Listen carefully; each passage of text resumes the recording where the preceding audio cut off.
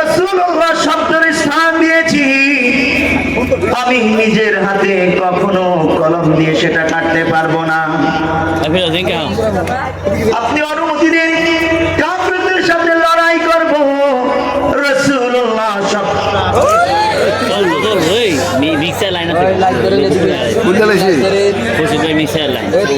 আমি তো খুলে না খোলাই আছে, লাইন খুলে রাখছি। রাসূলুল্লাহ শব্দটা বাস্তবায়নের জন্য, রাসূলুল্লাহ বাক্য বাস্তবায়নের জন্য আমরা জীবন বিলিয়ে দিব। ইয়া রাসূলুল্লাহ, তবু নিজের হাতে এটা কাটতে পারবো না। আল্লাহর নবী বললেন, আমাকে দেখিয়ে দাও। দেখিয়ে দেওয়ার পর প্যারা নবী নিজের হাতে কলম দিয়ে ওই বাক্যটা কেটে দেয়। মনে হচ্ছিল সাহাবীদের অন্তর কেটে গেছে, সাহাবীদের অন্তর থেকে রক্তক্ষরণ হইতেছে।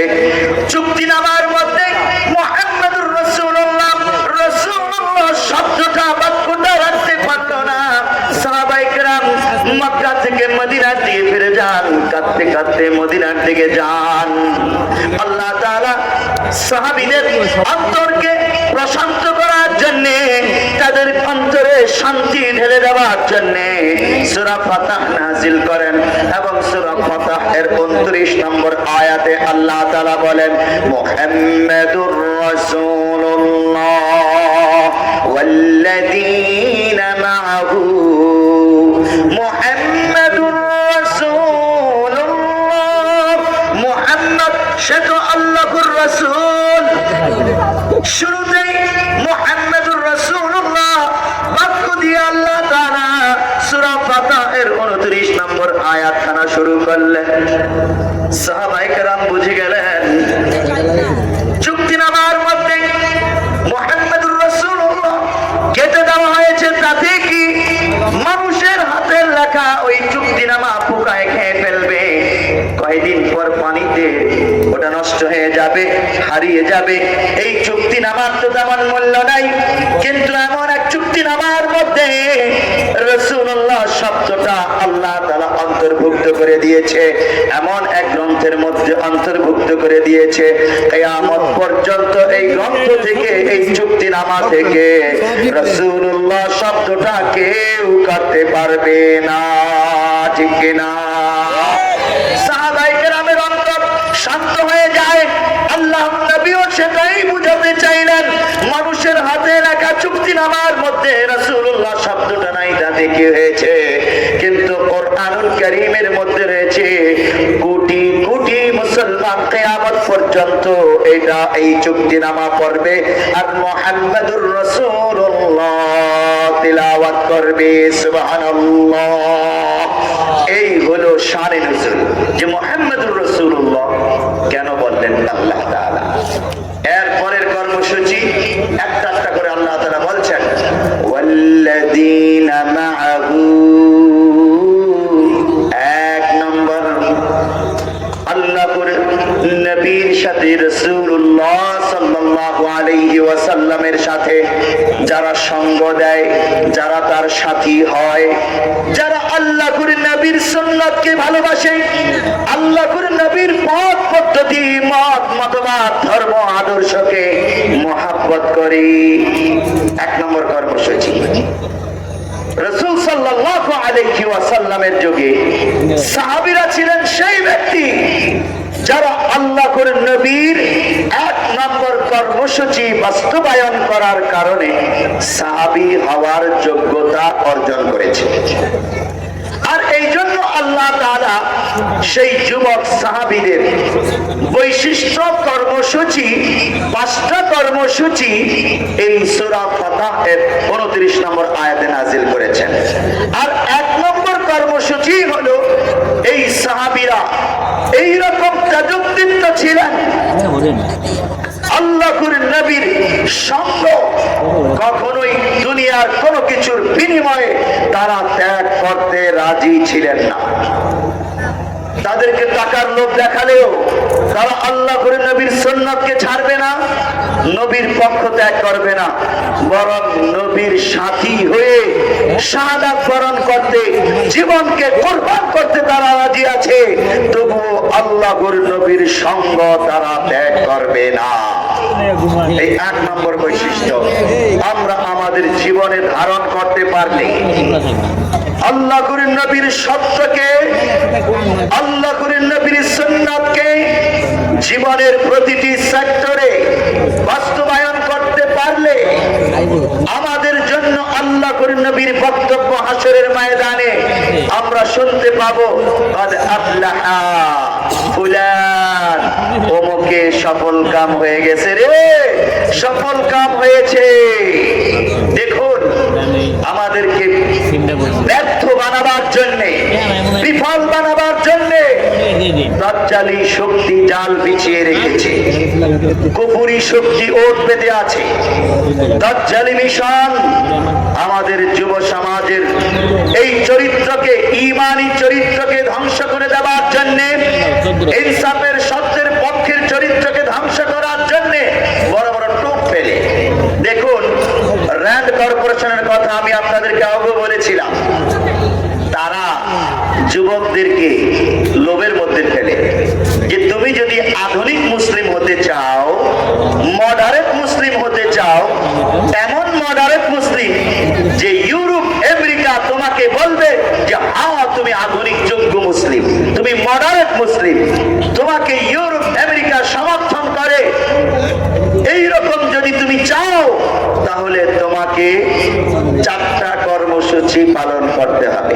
দেখুন, একটু ভালো করে বুঝুন, ইউরোপ আমেরিকা, ইসরায়েল, দাজ্জালি পক্ষ শক্তি এবং মূর্তি পূজক ভারত, এই সকল ইসলাম বিরোধী শক্তিগুলো মুসলিম যুবকদেরকে এই মেসেজটা দেয়, এই কথা বুঝাতে চায় তুমি মৌলবাদী হবা না, তুমি হবা মডারেট মুসলিম, তবেই তোমাকে আমরা সমর্থন করব। বিভিন্ন অর্থনৈতিক সুবিধা, বিভিন্ন স্টার হওয়ার সুবিধা আমরাই তোমাকে করে দেব। এভাবেই তারা করে।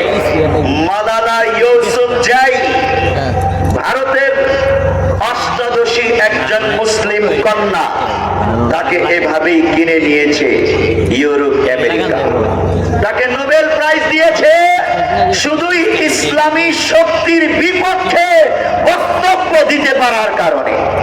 আপনারা ইতিহাস হয়তো জানেন না, গোড়ার ইতিহাস। এখন শুনুন, আমি যেই পয়েন্টটা বলতে চাই, এই 4টা পয়েন্ট আর ওই 5টা পয়েন্ট বলেই আমার আলোচনা শেষ করব। দাজ্জালি শক্তি আমাদের যুবকদেরকে, মুসলমানদেরকে যে 4টা কর্মসূচির কথা বলে যে তুমি মডারেট মুসলিম যদি হতে চাও, এই 4টা বিষয় তোমাকে পালন করতে হবে। 1 নম্বর, তোমাকে গণতন্ত্র মানা হতে হবে। ইসলামী মানা হলে তুমি মডারেট হতে পারবা না, আমরাও তোমাকে সমর্থন দেব না। গণতন্ত্র মানা বলতে কি বোঝায়? তারা তাদের বিশ্লেষণে লিখেছে, support for democracy implies opposition to the concept of the Islamic State. ইসলামী যে রাষ্ট্র ব্যবস্থা আছে, ধর্মীয় যেই সামাজিক ব্যবস্থা আছে, কোরআনের যে ব্যবস্থা আছে, এটার বিপক্ষে তুমি অবস্থান নিয়ে গণতন্ত্র বাস্তবায়নের জন্য গণতন্ত্র মানা হয়ে যাও। এটা হলো তাদের কথা। অথচ আল্লাহ তাআলা বলছেন, বান্দা তুমি ইসলামী মানা হও, ইসলামী শাসনতন্ত্র ব্যবস্থার মধ্যে ঢুকে যাও। তোমার সমাজ ব্যবস্থা, রাষ্ট্র ব্যবস্থা, রাজনীতি, অর্থনীতি সব কিছু হবে ইসলামী শাসনতন্ত্রের আলোকে, নট গণতন্ত্র। আমি গণতন্ত্র বলতে সকলের সমান অধিকার এটাকে বুঝাচ্ছি না। আমি আগেই বলেছি, কাফেররা গণতন্ত্র বলতে যেটা বুঝায় ওই কথাটা আমি বুঝাচ্ছি। সকলের সমান ইনসাফপূর্ণ অধিকারের কথা তো ইসলামই বলে, ওটার জন্য গণতন্ত্র মতবাদ ধার করার কোনোই প্রয়োজন নাই। দেখুন, আল্লাহ তাআলা বলছেন, ইউরিদুনা আইয়াতাহাকামু ইলা তাগুত। যারা মুনাফিক, যারা কুফরি শক্তির পক্ষ শক্তি, তারা চায়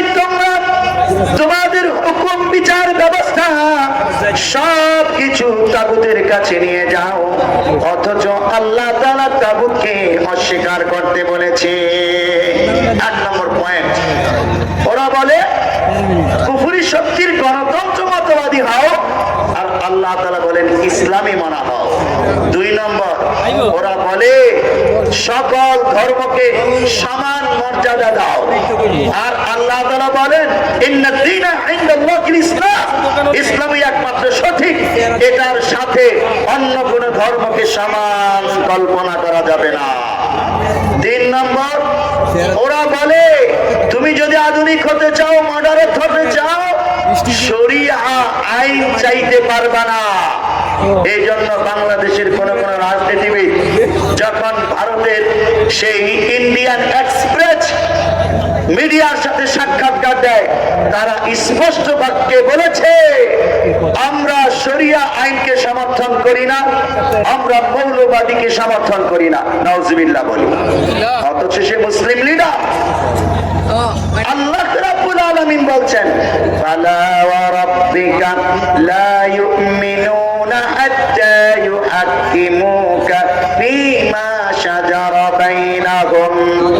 হে নবী, আপনার রবের কসম, তারা ততক্ষণ পর্যন্ত মুমিন হতে পারবে না যতক্ষণ না তারা আপনার আইন, আপনার ফয়সালা মেনে না নেয়, ততক্ষণ তারা মুমিন বলেই গণ্য হবে না।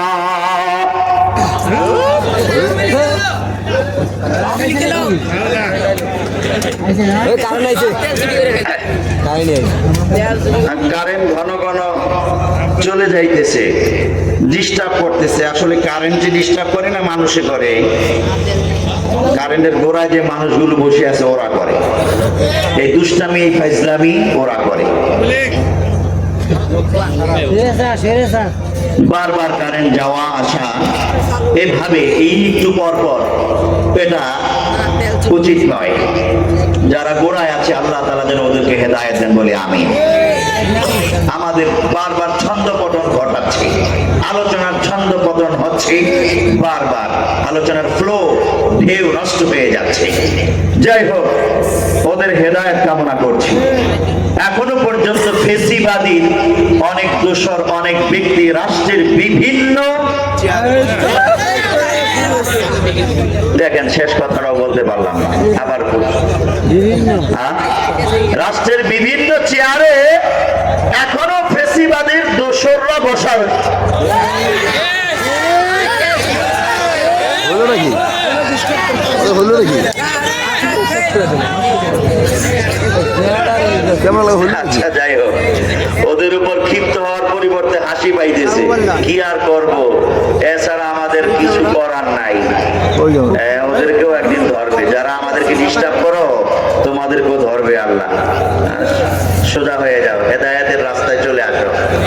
যাই হোক, ওদেরকে আর বলে কি হবে, ওদেরকেও চালায় এবার আরেক গোষ্ঠী, ওদের বড় বসেরা। যেই কথা বলছিলাম, দেখুন আল্লাহ তাআলা বলছেন শরিয়া আইন তুমি না চাইলে তুমি মুসলমান, শরিয়া আইন তুমি না চাইলে তুমি মুসলমানই না। এবং আল্লাহ তাআলা ফালা ওয়া রাব্বিকা, রবের কসম করে বলছেন শরিয়া আইন না চাইলে তুমি মুসলমানই না। অথচ মুসলিম নামধারী ব্যক্তিরা ভারতের সমর্থন পাবার জন্য, আমেরিকার সমর্থন পাবার জন্য এই রাজনীতিবিদ লিডাররা বলে আমরা শরীয়তের আইন চাই না, রাষ্ট্রের সাথে কোরআনের আইনের সম্পর্ক নাই, এরকম বলে কি বলে না? সাবধান, তাহলে আপনি জিন্দেগিতে সফল কাম হবেন না। এই দুনিয়াতেও নয়, হাসরও নয়, জান্নাত তো বহু দূরের কথা। এই জন্য যুবকদেরকে বলবো, বৈষম্য বিরোধী ছাত্র আন্দোলনের যুবকদেরকেও বলবো, তোমরা সংবিধান নতুন করে সংশোধনের আওয়াজ তোলো, যেই সংবিধানে শরিয়া আইন বাস্তবায়নের মূলনীতি থাকবে, ওখানে শরিয়া বিরোধী কোন আইন কখনোই সমর্থন করা যাবে না। স্পষ্ট ভাবে লেখা থাকবে, এটা সংস্কারের মধ্যে অন্তর্ভুক্ত করে দেওয়া, এটা তোমাদের দায়িত্ব। যুবকদের দায়িত্ব এটা।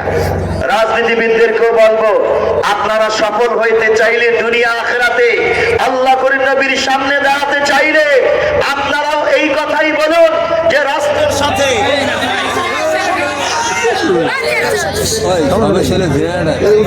একটা স্লোগান দেওয়া দরকার, নারায়ে তাকবীর, নারায়ে তাকবীর,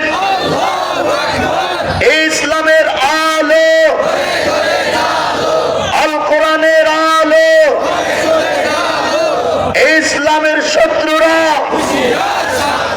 যারা কারেন্ট নেই ওরা অবশ্যই ইসলামের শত্রু না, ওদেরকে আমি বলি নাই, যাদের পূজারারা বুঝে যায়। যাই হোক, যে কথা বলেছিলাম,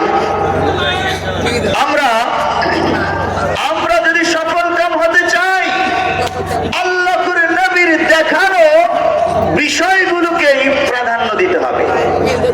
4 নম্বর যেই বিষয়, দাজ্জালি পক্ষ শক্তি মডারেট মুসলিম হওয়ার জন্য টোপ ফেলেছে, টোপ পয়েন্ট হিসেবে, সেটা হলো তুমি জঙ্গিবাদ বিরোধী হতে হবে। আর ওরা জঙ্গিবাদ বিরোধী বলতে কি বুঝায় জানেন? ওরা বুঝায় মুসলমানদের জিহাদ।